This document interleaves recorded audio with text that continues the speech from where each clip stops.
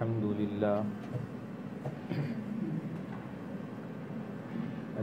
لله الذي شرفنا على سائر الأمم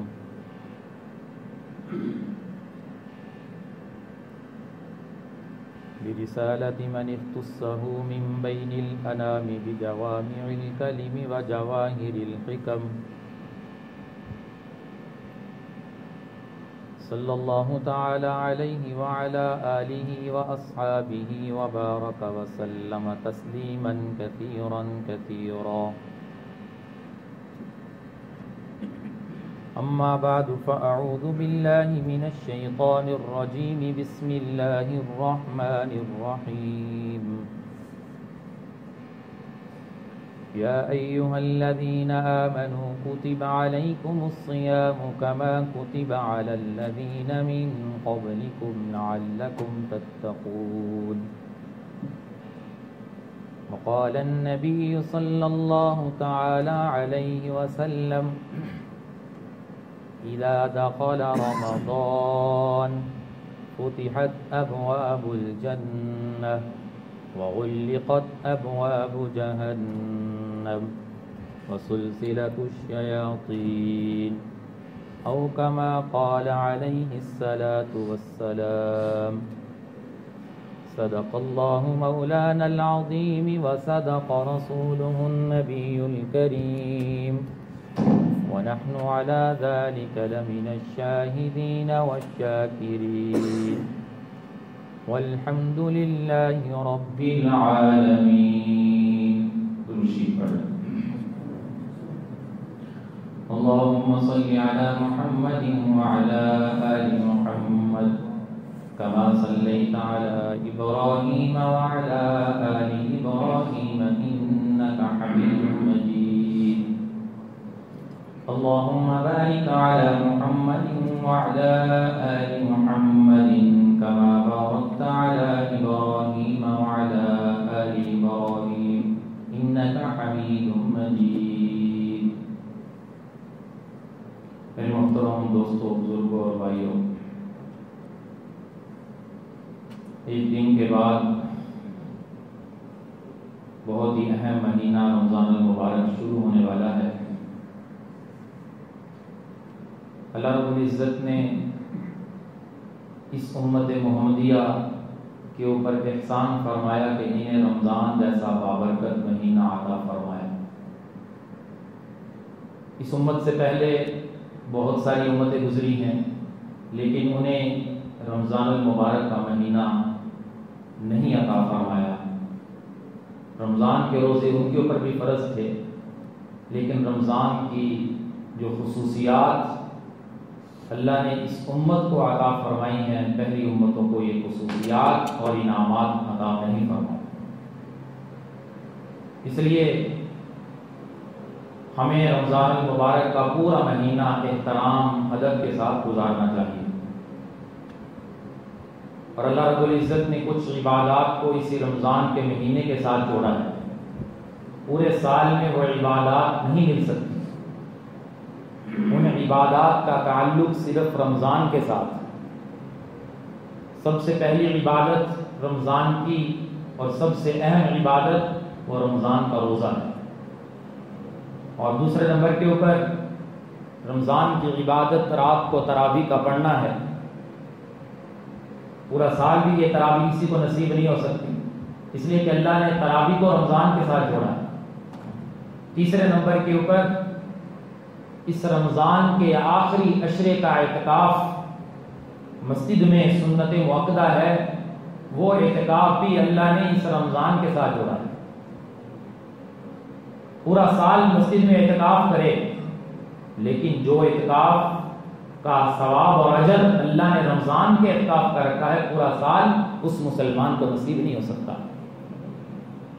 چوتھے نمبر کے اوپر اللہ نے اس رمضان کے مہینے میں ایمان والوں کو ایک رات عطا فرمائی.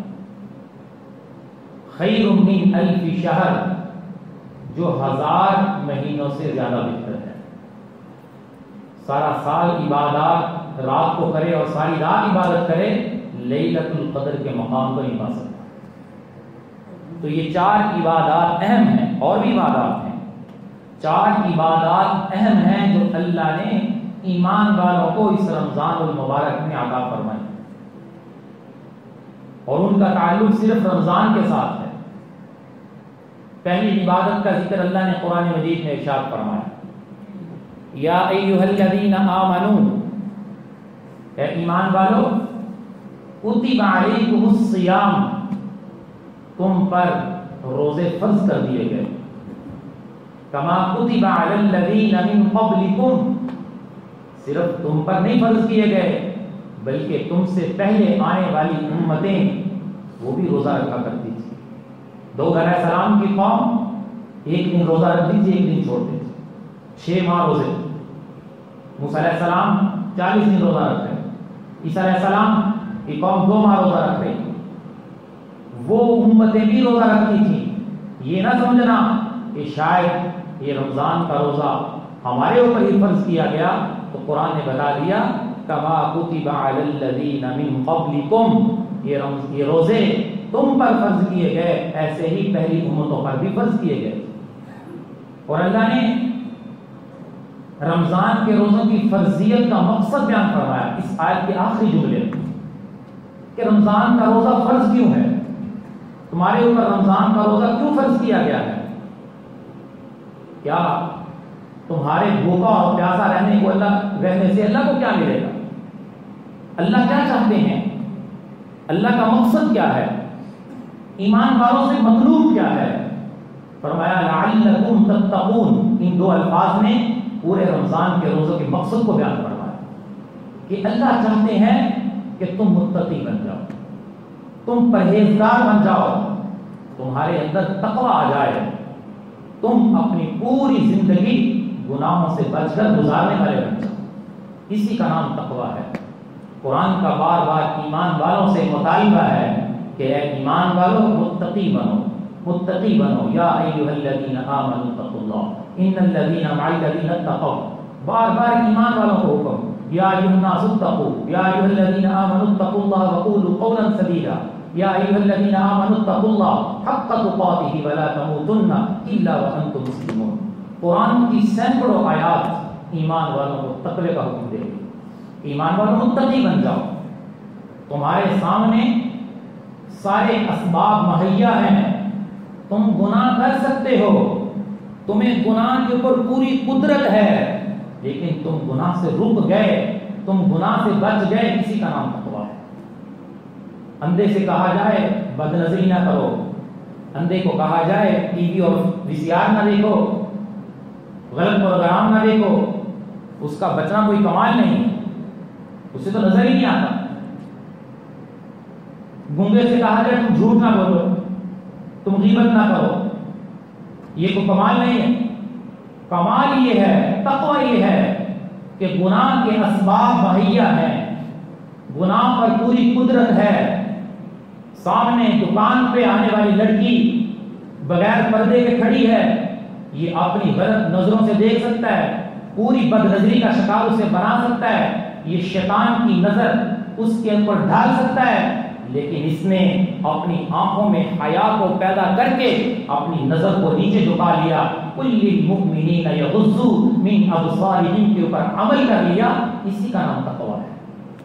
یہ تقویٰ ہے۔ رشوت لینے کی پوری قدرت حاصل ہے، رشوت لے سکتا ہے، لیکن اپنے ہاتھ کو رشوت سے پاک کر لیا، بچ گیا، اسی کا نام تقویٰ ہے۔ بدکاری کے پورے اسباب مہیا ہیں، لیکن اس نے کہا میرا اللہ مجھے دیکھ رہا ہے، یہ بچ گیا، اسی کا نام تقویٰ ہے۔ اسی انسان کے بارے میں اللہ نے قرآن میں اعلان فرمایا ہے وَأَمَّا مَنْ خَافَ مَقَامَ رَبِّهِ وَنَهَى النَّفْسَ عَنِ الْهَوَىٰ، جس نے اپنے نفس کو روک لیا، کیوں؟ اپنے رب سے ڈر گیا۔ وَلِمَنْ خَافَ مَقَامَ رَبِّهِ، اپنے رب سے ڈر گیا، اسے ملے گا کیا؟ جنتان، اللہ اسے 2 جنتیں عطا فرمائے۔ فَإِنَّ الْجَنَّةَ هِيَ الْمَأْوَىٰ، ایسے شخص کا ٹھکانہ جنت ہے جو اس وجہ سے گناہ سے رکا، اس وجہ سے گناہ کو چھوڑا، اسباب کے ہوتے ہوئے چھوڑا، طاقت کے ہوتے ہوئے چھوڑا، گناہ کو چھوڑ دیا، صرف اس وجہ سے میرا اللہ مجھے دیکھ رہا ہے۔ وَهُوَ مَعَكُمْ أَيْنَمَا كُنتُمْ، تم جہاں بھی ہو اللہ تمہارے ساتھ ہے۔ وہ تمہیں دیکھ رہا ہے. لعلکم تتقون، رمضان کے روزے فرض کرنے کا مقصد اللہ متقی بنانا چاہتے ہیں، اللہ تقوی پیدا کرنا چاہتے ہیں کہ میرے بندے متقی بن جائیں. رمضان کا روزہ مسلمان نے رکھا، اب اس کو طاقت ہے کہ چھپ کر کھا لے، اس کے اندر پورے وسائل اس کو مہیا ہیں، چھپ کر پانی پی سکتا ہے، سب کچھ اس کے طاقت میں ہے، بس میں ہے. لیکن رمضان کا روزہ رکھنے کے بعد مسلمان پانی کا ایک بوند حلق کے نیچے کیوں نہیں اتارتا، کھانے کا ایک لقمہ نیچے کیوں نہیں جاتا؟ وجہ کیا ہے؟ دیکھنے والا بھی کوئی نہیں، کوئی انسان ہی دیکھ رہا، کمرے میں چھپ کر کونے میں پانی پی سکتا ہے. کیوں نہیں پیتا؟ کیوں پیاس کو برداشت کرتا ہے؟ کیوں بھوک کو برداشت کرتا ہے؟ وجہ کیا ہے؟ اس لیے اس کے ذہن میں ہے، اس کے دل میں ہے کہ میرا اللہ مجھے دیکھ رہا ہے، میرے اللہ کے نزدیک میرا اللہ تو مجھے دیکھ رہا ہے، میں پانی پی لوں گا میرا روزہ ختم، میرا روزہ ٹوٹ جائے گا. کیوں؟ اس لیے کہ میرا اللہ مجھے دیکھ رہا ہے. اس کو مشق کروائی جا رہی ہے اس بات کی کہ اللہ کی ذات کا تصور کرو، اللہ کی ذات کو پہچانو، اللہ سے محبت کرو، اللہ کی معرفت اپنے دلوں میں اتارو. جب تمہارے دلوں میں اللہ کی محبت اترے گی، جب تمہارے دلوں میں اللہ کی معرفت آئے گی، جب تمہارے دلوں میں تقوی آئے گا، جب تمہارے دلوں میں اللہ کی ذات عالی کا تعلق آئے گا.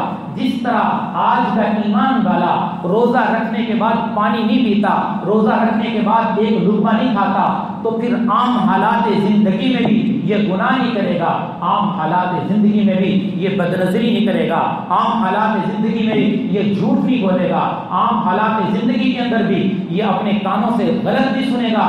جب بھی کوئی گناہ کرنے لگے گا یہ تصور اس کے سامنے آ جائے گا کہ میرا اللہ مجھے دیکھ رہا ہے. ایمان والے روزہ رکھنے کے بعد کھانے پینے سے کیوں بچتے ہیں؟ اس لیے کہ گناہ ہے، اللہ نے روک دیا ہے. صیام کتب علیکم الصیام، صیام عربی کا لفظ ہے، کسے کہتے ہیں؟ فرمایا صیام کہتے ہیں صبح صادق سے لے کر غروب آفتاب تک کھانے پینے سے رک جانا، یہ صیام ہے، اس کا نام روزہ ہے. تو ایمان والے کیوں رک گئے؟ کہ اللہ کا حکم ہے. تو میرے بھائیوں 11 مہینے کے اندر ہم کھلے عام جب اللہ کی نافرمانی کرتے ہیں، کیا ہم اس وقت اللہ کو بھول جاتے ہیں؟ کیا ہمارے ذہنوں سے یہ تصور محو ہو جاتا ہے کہ اب اللہ مجھے نہیں دیکھ رہا؟ حالانکہ اللہ نے قرآن میں بار بار اعلان فرمایا وَهُوَ مَعَكُمْ، وہ تمہارے ساتھ ہے. مَا يَكُونُ مِن نَجْوَىٰ ثَلَاثَةٍ إِلَّا هُوَ رَابِعُهُمْ، تم 3 آدمی مل کر سرگوشی کرتے ہو، چوتھے اللہ پاک ہوتے ہیں. تم 4 مل کر کرتے ہو، 5ویں اللہ ہوتے ہیں. تم 5 مل کر کرتے ہو، 6ٹھے اللہ پاک ہوتے ہیں. تمہاری سرگوشیوں سے واقف ہیں، تمہارے إِنَّهُ عَلِيمٌ بِذَاتِ الصُّدُورِ، تمہارے سینے میں آنے والے خیالات سے بھی اللہ واقف ہے. أَلَا يَعْلَمُ مَنْ خَلَقَ، تمہیں نہیں پتا وہ ہر چیز کو جاننے والا ہے. يَعْلَمُ خَائِنَةَ الْأَعْيُنِ وَمَا تُخْفِي الصُّدُورُ، تم جب اپنی آنکھوں کو چھپ چھپ کر غلط استعمال کرتے ہو، اللہ فرماتے ہیں میں ان آنکھوں کی خیانت سے بھی واقف ہوں. وَمَا تُخْفِي الصُّدُورُ، جو چیز تمہارے سینوں میں چھپی ہوئی ہے اللہ اس چیز سے بھی واقف ہے. تو اللہ نے اس آیت کے آخری جملے میں رمضان کے روزوں کی فرضیت کے مقصد کو بیان فرما دیا. رمضان کا فلسفہ کیا ہے، روزے کا فلسفہ کیا ہے؟ اللہ مسلمان کے جسم کو گناہوں سے پاک کرنا چاہتے ہیں، تزکیہ چاہتے ہیں، جسے تزکیہ نفس کہتے ہیں. نفس کو پاک کرنا چاہتے ہیں کہ پورا مہینہ یہ اس کی مشق کرے گا، اپنی جائز خواہشات، کھانا پینا اس کے لیے جائز ہے، کھانا کھانا اس کے لیے جائز ہے، لیکن اس نے اس کو توڑ دیا، اس کو دبا دیا، اپنی نفس کو پسے خواہشات کو پسے کچھ ڈال دیا، اس لیے کہ میرے اللہ کا حکم ہے. پورا مہینہ جب اس کی مشق کرے گا اللہ پورا سال اسے تقوی نصیب کرتا ہے. تو پہلا مقصد روزوں کی فرضیت کا اللہ متقی بنانا چاہتے ہیں، تقوی تمہارے اندر پیدا کرنا چاہتے ہیں. اور سرکار دو عالم صلی اللہ علیہ وسلم کیا فرماتے ہیں؟ فرمایا ایمان والو تم روزہ رکھو. اللہ نے جنت کے اندر ایک دروازہ بنایا، جنت کا ایک دروازہ، ان فی الجنت بابا، جنت کا ایک دروازہ ہے، یقال له الریان، اس کا نام ریان ہے. وہ کیوں بنایا ہے؟ فرمایا منہ الصائمون، وہ روزہ داروں کے لیے اللہ نے بنایا ہے، صرف روزے داروں کے لیے. اور کوئی اس میں سے داخل نہیں ہو سکتا۔ قیامت والے دن اعلان ہوگا این الصائمون، روزے دار کہاں ہیں؟ روزے داروں کی جماعت اٹھے گی، ایک قافلہ اٹھے گا، اس ریان دروازے سے روزے دار داخل ہو جائیں گے، اللہ اس دروازے کو دوبارہ بند کر دے۔ وہ صرف روزے داروں کے لیے اللہ نے بنایا، یہ فضائل امت کے لیے بیان فرمایا تاکہ امت کا کوئی فرد روزے کو نہ چھوڑے، روزے کو معمولی اہمیت نہ دے۔ روزہ بہت بڑی اہمیت کا حامل ہے۔ فرمایا تین عمل ایسے ہیں وہ جو نیکی دینے والا ترازو ہے جس کے ذریعے نیکیاں دی جائیں گی اس کے اندر سما نہیں سکتے، اللہ نے ان کا حساب ہی رکھا۔ ان تین عملوں کو اللہ اس قدر ان کے بدلے میں انعام عطا فرمائے گا کہ وہ اس ترازو میں سما ہی نہیں سکتے۔ سب سے پہلا عمل انما یوفی الصابرون اجرهم بغیر حساب، فرمایا جو ایمان والے صبر کرتے ہیں تکلیفوں کے اوپر، پریشانیوں کے اوپر صبر کرتے ہیں، اللہ کی طرف سے جو حالات آتے ہیں اس کے اوپر صبر کرتے ہیں، صرف اس لیے کہ یہ حالات اللہ کی طرف سے آئے ہیں، میں اس کے اوپر صبر کروں گا، کوئی شکوہ نہیں کرتے، کوئی شکایت نہیں کرتے اور لوگوں کے سامنے شکوے شکایتیں لیے نہیں پھرتے، صرف اللہ کے لیے صبر کے دامن کو پکڑتے ہیں۔ اللہ فرماتے ہیں اجرہم بغیر حساب، انہیں اتنا اجر ملے گا اس کا حساب ہی کوئی نہیں۔ حدیث پاک میں آتا ہے کہ وہ لوگ جنہوں نے صبر کیا جب انہیں اللہ انعام عطا فرمائے گا، اور جنہوں نے صبر نہیں کیا ہوگا معمولی سی تکلیف، واہ واہ، معمولی سی تکلیف شور مچانا شروع کر دی، معمولی سی تکلیف آئی شکوے شکایتیں شروع کر دی۔ کسی آدمی نے ایک آدمی کا واقعہ سنایا، اسے 1 مہینہ تک کام نہیں ملا، کام کرتا تھا محنت مزدوری کا، اس نے نماز چھوڑ دی کہ مجھے کام نہیں ملا، مجھے نماز پڑھنے کا کیا فائدہ۔ اور بھائی نماز ہم کام کے لیے پڑھتے ہیں، یہ شکوے اور شکایتیں اور اپنی زبان سے کفری الفاظ کیوں نکلتے ہیں کہ اس کے اندر صبر کی کیفیات نہیں۔ تو بے صبرے لوگ جب صبر والوں کو دیکھیں گے کہ اللہ انہیں کیا انعام دے رہا ہے، یہ دل میں خواہش کریں گے۔ کون فرما رہے ہیں؟ سرکار مدینہ حضرت محمد الرسول اللہ صلی اللہ علیہ وسلم فرما رہے ہیں، یہ لوگ خواہش کریں گے کاش ہمارے جسم ٹینشنوں سے کاٹ دیے جاتے، آج ہم بھی صبر کرتے، ہمیں بھی اللہ ایسا ہی اجر عطا فرمائے۔ آج ہمارے معاشرے سے صبر کی کیفیات ختم، اس لیے قرآن میں بار بار صبر کا حکم کیا ایمان والوں کو، ان اللہ مع الصابرین واستعینوا بالصبر والصلاۃ، اے ایمان والو جو صبر کرتے ہیں اللہ اس کے ساتھ ہوتا ہے۔ پہلا عمل صبر کرنا، ایسا انعام اللہ دیں گے کہ ترازو میں سما نہیں سکتا۔ اور دوسرا عمل فمن اعطا واصلح فاجرہ علی اللہ وليعفوا وليصفحوا، تم معاف کرنا سیکھو۔ کسی سے غلطی سے ہو جائے، کوئی تمہارے ساتھ زیادتی کر لے، کوشش کرو اسے معاف کر دو۔ فرمایا معاف کرنے کا اجر بھی اللہ کے ذمہ ہے۔ جس چیز کا ذمہ اللہ نے لے لیا ہے اس کا کیا ہی حساب، بغیر حساب کے اللہ نوازیں۔ اور تیسرا عمل فرمایا الصوم لی، روزہ میرے لیے ہے، ایمان والو روزہ میرے لیے ہے، وَأَنَا أَجْزِي بِهِ، اس کا بدلہ میں تمہیں دینے والا ہوں، کوئی نہیں دے گا، تمہارا اللہ، تمہارا مالک، تمہارا خالق، تمہارا رازق، تمہارا رب، تمہارا پالنے والا تمہیں تمہارے روزے کا بدلہ دے گا، اس لیے کہ روزہ خالص میرے لیے ہے۔ روزے کا ایک عمل ایسا عمل ہے کوئی کسی کو نہیں دیکھ سکتا کہ اس کا روزہ ہے یا نہیں۔ نماز پڑھتا ہوا دوسرا دیکھ سکتا ہے، نوافل پڑھتا ہوا دیکھ سکتا ہے، تہجد پڑھتا ہوا دیکھ سکتا ہے، زکوٰۃ دیتے ہوئے دیکھ سکتا ہے، صدقہ دیتے ہوئے دیکھ سکتا ہے، لیکن حج کرتے ہوئے دیکھ سکتا ہے، لیکن ایک نے روزہ رکھا ہوا ہے، وہ روزے کے عمل سے وہ واقف ہے یا اس کا اللہ واقف ہے کہ میرے بندے نے اپنے اوپر صبح سے لے کر شام تک کھانے پینے کو حرام کیوں کر رکھا ہے، اس لیے کہ میرے اللہ کا حکم ہے۔ یہ اللہ سے عشق اور محبت کی نشانی اور علامت ہے، جس نے اللہ کے لیے بھوک کو برداشت کیا ہے، جس نے اللہ کے لیے پیاس کو برداشت کیا ہے، اس لیے کہ اللہ نے اعلان فرمایا الصوم لی، روزہ میرے لیے ہے، وَأَنَا أَجْزِي بِهِ، اس کا بدلہ میں دینے والا ہوں۔ تو رمضان کا روزہ اللہ کے ہاں بڑا مقام رکھتا ہے۔ آپ اندازہ لگائیں کہ جس سے محبت ہوتی ہے اس کا برا عمل بھی محب کو اچھا لگتا ہے، وہ اپنے محبوب کی تعریفیں کرتا ہے۔ آپ دنیا کے عاشقوں کو دیکھیں، آج تو پورا نظام ہی نعوذ باللہ عشق کے اندر مبتلا ہے، مخلوط تعلیم نے عشق کے مجازی کو اور غلط عشق کو عام کیا ہے، اور نعوذ باللہ معاذ اللہ، بات کہنے کو دل نہیں کرتا لیکن معاشرے کے حالات سن سن کے بتانی پڑتی ہے۔ لوگ کہتے ہیں یہ غلط عشق کرنا یہ گناہ نہیں ہے، یہ پیار کرنا بھی کوئی گناہ ہے۔ نعوذ باللہ قرآن کے صریح حکم کو گناہ نہیں سمجھتے۔ یہ خود لوگوں نے مجھے کہا جب میں نے انہیں روکا، دعوت دی، لوگ اپنے اپنے مسائل پوچھنے کے لیے آتے ہیں، میں انہیں دعوت دیتا ہوں کہ آپ اللہ کی نافرمانی کر رہے ہو، کہتے مولانا صاحب یہ بھی کوئی غلط کام ہے۔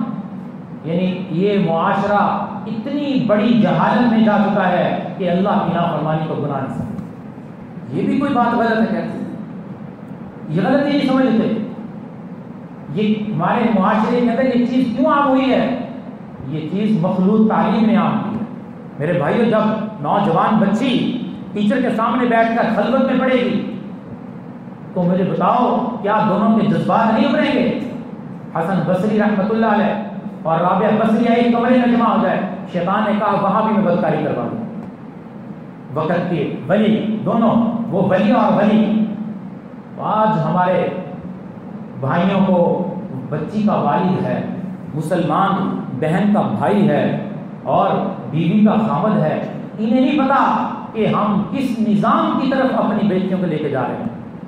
تعلیم دلواؤ دنیاوی، لیکن شریعت کی جو شرائط ہیں، جو حدودیں ہیں، جو قیودات ہیں، ان کا بھی تو احترام رکھو، اس کا بھی تو پاس رکھو۔ کیا کل مدینے والے کو منہ نہیں دکھانا؟ کیا تم نے کلمہ نہیں پڑھا لا الہ الا اللہ محمد الرسول اللہ؟ کیا اللہ کے نبی نے عورت کے لیے احکامات بیان نہیں فرمائے؟ پوری سورۃ النساء عورتوں کے لیے اتری ہے، پوری سورۃ النور عورتوں کے لیے اتری ہے۔ کس کے احکام ہیں؟ قرآن عورتوں کے احکام سے بڑا ہے۔ قرآن تمہیں اور مجھے بتاتا ہے کہ تم نے اپنی بچی کی تربیت کیسے کرنی ہے۔ قرآن تمہیں اور مجھے بتاتا ہے بھائی کو کہ بھائی نے اپنی بہن کی تربیت کیسے کرنی ہے۔ قرآن مجھے آپ کو بتاتا ہے کہ خاوند کی ذمہ داری کیا ہے کہ اس نے بیوی کو کیسے رکھنا ہے۔ میرے بھائیوں، ہم اس نظام کو پیچھے کریں، ہم شریعت کی پاسداری کرتے ہوئے، ان حدود کی رعایت کرتے ہوئے اور ان حدود کے اندر رہتے ہوئے اپنی بچیوں کو تعلیم دلوائیں۔ اس تعلیم کو دلوانے کے لیے شریعت کی حد کو خدا کراس نہ کریں۔ جب حد کراس ہوگی پھر والدین پریشان ہوں۔ مولانا صاحب کو وظیفہ بتا دیں، ہماری بچی ایک جگہ پہ نکاح کے لیے بہت ضد کر رہی ہے، کیا ہو گیا؟ وہ اس کا تعلق کیا ہو گیا؟ وہ ٹیوشن پڑھنے جاتی تھی، میرے پاس کیسز ہے، مجھ سے لوگ رابطہ کرتے ہیں، کیا ہو گیا؟ ٹیوشن پڑھنے جاتی تھی، وہ ایک ٹیچر تھا اس کے اسکول میں، وہ کہتی میں نے اس سے نکاح کرنا ہے، اس سے شادی کرنے کو معاملہ کرو، ہم بڑے پریشان ہیں، وہ کسی اور برادری سے ہے۔ میں نے کہا تم نے اپنے پاؤں پہ خود گلاہی ماری، خود تم اس کے اندر ملوث ہو۔ یہ باپ کل قیامت والے دن پکڑا جائے گا، یہ بھائی پکڑا جائے گا، یہ خامد پکڑا جائے گا جس نے اپنی بیٹی کے لیے رستہ ہموار کیا ہے۔ تو شریعت کی حد ہے، ان حدود میں رہتے ہوئے ہر جائز کام کیا جا سکتا ہے جس کو شریعت نے مبارک ہے۔ تو میں عرض کر رہا تھا کہ اللہ رب العزت نے 3 اعمال قرآن مجید میں اور ایک حدیث میں عمل بتائے، اس کا اجر صرف اللہ کے ذمہ ہے۔ وہ اعمال نامے میں ترازو جس کے ذریعے اللہ وزن کر کے لوگوں کو ثواب عطا فرمائیں گے، اس میں بھی ثواب ہے۔ وہ پہلا عمل صبر کرنا، دوسرا عمل معاف کرنا، اور تیسرا عمل الصوم لی، روزہ میرے لیے ہے، وانا اجزی بہ، میں ہی اس کا بدلہ دینے والا ہوں۔ تو اللہ کے نبی صلی اللہ علیہ وسلم نے پورے رمضان کی روزوں کی اہمیت کو بیان فرماتے ہوئے اپنی امت کو تاکید فرمائی، اے میری امت روزہ نہ چھوڑنا، اگر تم روزہ چھوڑو گے، حدیث پاک میں آتا ہے، فرمایا اللہ اس سے بری الذمہ ہے، چاہے اللہ قیامت والے دن اسے پکڑ کر جہنم میں پھینک دے، چاہے اللہ سے معاف کر دے۔ اللہ کا ذمہ کوئی نہیں اس کے بخشنے کا اور مغفرت کا، جس نے رمضان کا ایک روزہ چھوڑا۔ فرمایا جب تم رمضان کا ایک روزہ رکھتے ہو، تبا جب پیدا ہوتا ہے اور بوڑھا ہونے تک وہ اڑتا رہے، جتنی وہ مسافت طے کرتا ہے، اللہ کے نبی فرماتے ہیں اللہ ایک روزے کے بدلے اس کو جہنم سے دور کر دیتے ہیں۔ یہ کون فضائل بیان کر رہا ہے؟ میں اپنی طرف سے کر رہا ہوں، یہ قرآن بتا رہا ہے، اللہ کا رسول بتا رہا ہے، جس کو آج امت معمولی سمجھ رہی ہے۔ ہم عزم کریں کہ انشاءاللہ رمضان کے روزے پوری اہمیت کے ساتھ، پورے آداب کے ساتھ رکھیں گے، اور رمضان کو جیسے گزارنے کا حق ہے ویسے گزاریں گے۔ اللہ کے نبی نے فرمایا تم اس میں 4 کام کثرت سے کرو، لا الہ الا اللہ کی کثرت رمضان میں کرو، تم اللہ سے مغفرت کثرت سے مانگو، تم جنت کی طلب اس مہینے میں کثرت سے کرو، تم جہنم سے پناہ مانگو، اللہ سے کثرت سے مانگو۔ 4 عمل کثرت سے کرو، ان عملوں کو کرتے ہوئے رمضان کا مہینہ پورے آداب کے ساتھ گزر جائے، یقین سے کہتا ہوں اللہ ضرور اس بندے کی بخشش اور مغفرت کا اعلان فرمائے۔ اس لیے کہ بخشش ہی مطلوب ہے، مغفرت ہی مطلوب ہے۔ وہ بد نصیب اور بدقسمت انسان جس کی زندگی میں رمضان آیا اسے قرآن کھولنا نصیب نہ ہوا، جس کی زندگی میں رمضان آیا اسے روزہ رکھنا نصیب نہ ہوا، جس کی زندگی میں رمضان آیا اسے لا الہ الا اللہ کی توفیق نہ ہوئی، جس کی زندگی میں رمضان آیا اس نے مغفرت طلب نہ کی، جس کی زندگی میں رمضان آیا اس نے جنت طلب نہ کی، جس کی زندگی میں رمضان آیا اس نے جہنم سے پناہ نہ مانگی، ایسا بد نصیب، ایسا محروم شخص اللہ کے نبی فرماتے ہیں ایسا شخص ہلاک ہو جائے، برباد ہو جائے۔ حضرت جبرائیل بد دعا فرما رہے، اللہ کے نبی اپنے ممبر رسول کے اوپر کھڑے ہو کر اس بد دعا کے اوپر آمین فرما رہے۔ بازار کے اندر دیکھو رمضان کھلے عام کھاتے اور پیتے ہیں، انہیں اہمیت کا نہیں پتا کہ رمضان کی اہمیت کیا ہے، اس کو اللہ کے ساتھ کتنی نسبت ہے۔ فرمایا شہر اللہ، یہ اللہ کا مہینہ ہے، اس لیے اللہ کے نبی اس مہینے کا 2 ماہ پہلے انتظار کرتے تھے۔ تو ہم نے رمضان کا روزہ رکھنا ہے جیسے رمضان کا روزہ رکھنے کا حق ہے، صرف زبان کا روزہ نہیں، صرف منہ کا روزہ نہیں، پیٹ کا روزہ بھی ہے کہ پیٹ کے اندر کوئی چیز جانی نہیں چاہیے، یہ اصل روزہ۔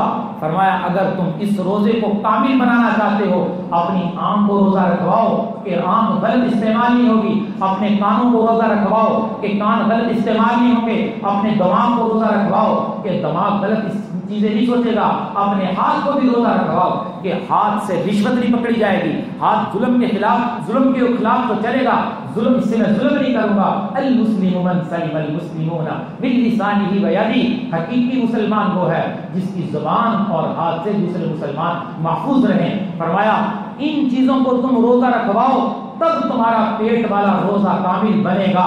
اگر روزہ رکھا نظر کا استعمال غلط ہوا، روزہ رکھا ہاتھ کا استعمال غلط ہوا، روزہ تو میرے بھائی نے رکھا ہے لیکن زبان سے جھوٹ، زبان سے غیبت، زبان سے چغلی، اور سارا دن بازار میں بد نظری پھیل رہی ہے، سارا دن بازار میں لڑکی کو دیکھتا ہے، غیر محرم کے اوپر اس کی نظر جا رہی ہے، تو مجھے بتاؤ رمضان کا مقصد تو آپ نے فوت کر دیا۔ اللہ کے نبی نے فرمایا کچھ روزہ دار ایسے ہیں سارا دن روزہ رکھتے ہیں، بھوک برداشت کرتے ہیں، پیاس برداشت کرتے ہیں، لیکن شام کو حرام لقمے سے افطار کرتے ہیں، اس کا بھوکا پیاسا رہنے سے اللہ کو کچھ نہیں کرنا، کوئی فائدہ نہیں ایسے شخص کا جس کا رمضان کا روزہ حرام لقمے سے افطار ہو، جس نے رمضان کا روزہ تو رکھا لیکن نظر غلط استعمال ہوتی رہی، رمضان کا روزہ تو رکھا زبان کا روزہ نہیں تھا، زبان غلط استعمال ہوتی رہی، رمضان کا روزہ تو رکھا ہاتھ کے غلط استعمال ہوئے، تو میرے بھائیوں اس رمضان کے روزے کا فائدہ نہیں، وہ رمضان کا روزہ اللہ کی بارگاہ میں کامل بن کے نہیں پہنچ سکتا۔ صرف اتنا ہوا ہے کہ اس کے سر سے جو رمضان کے روزے کی فرضیت کا بوجھ تھا وہ اتر گیا، لیکن اللہ کی بارگاہ میں جو رمضان کا روزہ مقبول ہونا تھا وہ مقبولیت حاصل نہیں کر سکے گا۔ عزم کریں آج کی مجلس میں، ایک دن کے بعد رمضان شروع ہونے والا ہے، اور اللہ سے مانگیں، اللہ کے سامنے روئیں، گڑ گڑائیں، اللہ اتنا بڑا مبارک مہینہ تو نے ہمیں زندگیوں میں عطا فرمایا، ہمیں پورے آداب کے ساتھ احترام کے ساتھ ہمیں رمضان گزارنے کی توفیق عطا فرما، جو رمضان کا حق ہے ہمیں پورا حق ادا کرنے کی توفیق عطا فرما۔ اور رمضان کے اندر خرافات بھی شروع ہو رہے ہیں، اور ٹی ویوں کے اوپر بڑی بڑی مشہوریاں چل رہی ہیں، بڑی بڑی انعامی سکیمیں چل رہی ہیں، افطار پارٹی کے نام سے، فلاں فلاں پروگرام کے نام سے، رمضان پروگرام کے نام سے۔ عزم کریں ٹی وی پورے مہینے کے لیے گھروں میں بند کریں گے، جن گھروں میں ٹی وی ہے، ہم رمضان کو ضائع نہیں کریں گے، ہم اپنے روزے کو ضائع نہیں کریں گے ان پروگراموں کے اوپر دیکھ کر، اور نعوذ باللہ آنے والے ٹی وی کے اوپر رہ کر لوگوں کو گمراہ کرنے کی کوشش کرتے ہیں، اور یہ کہہ رہے ہیں کہ افطار کے بعد روزہ ختم ہو جاتا ہے، افطار کے بعد روزہ ختم ہو جاتا ہے۔ بہت بڑی نادانی اور بے وقوفی اور جہالت پر مبنی یہ بات ہے کہ افطار کے بعد روزہ ختم ہو جاتا ہے، افطار کے بعد بھی روزہ رہتا ہے، روزے کی برکات، رمضان کی برکات رہتی ہیں۔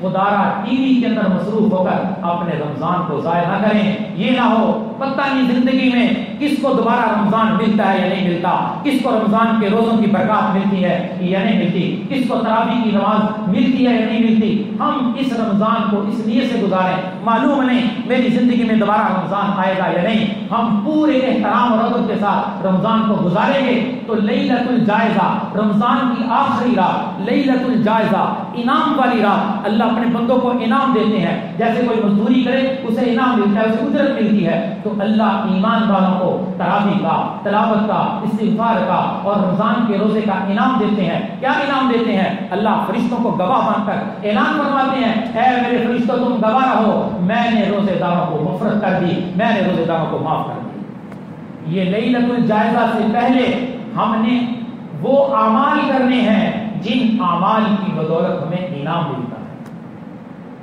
وہ تبھی ملے گا انعام جب ہم رمضان کے روزے کا حق ادا کریں گے۔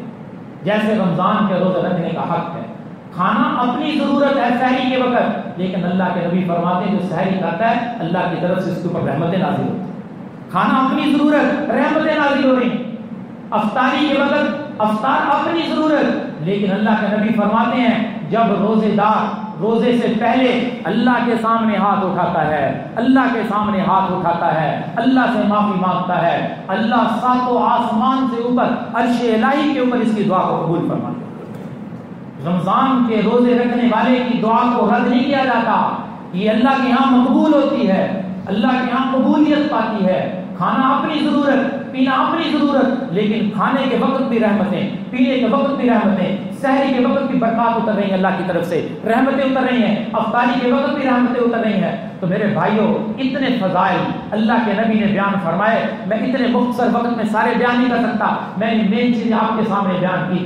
ایمان والے کے لیے تو نبی کی ایک حدیث ہی کافی ہے، ایمان والے کے لیے تو اللہ کا ایک حکم کافی ہے کہ میرے اللہ نے کہہ دیا کتب علیکم الصیام، تمہارے اوپر روزے فرض ہیں۔ ایمان والا کہے اللہ میں حاضر ہوں، لبیک میں حاضر ہوں، میں روزے رکھوں گا، میں ایک روزہ نہیں چھوڑوں گا۔ وہ پہلے سے استقبال کے لیے تیار ہوتا ہے، اللہ سے معافی مانگتا ہے اور اللہ سے مانگتا ہے اے اللہ پورا رمضان مجھے رمضان کے روزے ادب اور احترام سے رکھنے کی توفیق عطا فرما۔ سارے بھائی عزم کرتے ہیں انشاءاللہ کہ ہم پورے رمضان کے روزے رکھیں گے، صرف روزہ پیٹ کا نہیں رکھیں گے، اپنی آنکھ کو بھی رکھوائیں گے، عزم کرتے ہیں زبان کو بھی رکھوائیں گے، ہاتھ کو بھی رکھوائیں گے، کانوں کو بھی رکھوائیں گے اور دماغ کو بھی، سارے اعضاء ہمارا روزہ رکھیں گے۔ حدیث پاک میں آتا ہے تم سے کوئی جھگڑا کرتا ہے اس سے کہہ دو بھائی مجھ سے جھگڑا نہ کر، میرا روزہ ہے، میرا روزہ ہے، اس لیے کہ میں نے روزہ رکھا ہوا ہے، میں جھگڑا نہیں کروں گا، میں اپنی زبان کو روزے کی حالت میں غلط استعمال نہیں کروں گا، میں اپنا روزہ اللہ کے ہاں کامل بنانا چاہتا ہوں، میں اپنے روزے کی پوری مقبولیت چاہتا ہوں۔ تو انشاءاللہ جب اللہ کے ہاں ہمارے روزے مقبول ہو گئے، سرکار مدینہ حضرت محمد الرسول اللہ صلی اللہ علیہ وسلم فرماتے ہیں جنت میں ایک دسترخوان لگے گا، اللہ اس کے اوپر شرابن طہورا رکھیں گے اور بہت سارے میوے رکھے جائیں گے، بہت ساری جنت کی نعمتیں ہوں گی۔ اعلان ہوگا این الصائمون، روزے دار کہاں ہے؟ اس دسترخوان کے اوپر روزے داروں کو اکٹھا کیا جائے گا، اللہ فرمائیں گے اے روزے داروں تم نے میرے لیے روزہ رکھا، تم نے میرے لیے پیاس برداشت کی، تم نے میرے لیے بھوک برداشت کی، کھاؤ آج اپنے رب کے دسترخوان سے، کھاتے جاؤ پیتے جاؤ، تم سے کوئی پوچھنے والا نہیں۔ یہ کون مہمان نوازی کرے گا؟ اللہ مہمان نوازی کرے گا۔ مہمان کون ہوں گے؟ روزہ دار ہوں گے جنت کے دسترخوان کے اوپر۔ تو اللہ ہم سب کو جیسے آج ہم اللہ کے گھر میں جمع ہیں، اللہ ہمیں ہی ایسے ہی جنت میں جمع فرما۔ حضرت تھانوی رحمۃ اللہ علیہ فرمایا کرتے تھے اللہ ہمیں جنتیوں کے جوتوں میں جگہ نصیب فرما، کہ جنت اللہ کی اتنی بڑی نعمت ہے۔ اللہ ہمیں رمضان کی قدر کرنے کی توفیق عطا فرمائے اور جس قدر ہو سکے ہم رمضان کو گناہوں سے بچ کر گزارنے کی ہمت کریں، کوشش کریں۔ انشاءاللہ اگر ہمارے رمضان کے روزے اللہ کی بارگاہ میں مقبول ہو گئے تو لیلۃ الجائزہ انعام والی رات ہمیں بخشش کی صورت میں انعام اللہ کی طرف سے مل جائے گا۔ وآخر دعوانا الحمدللہ رب العالمین۔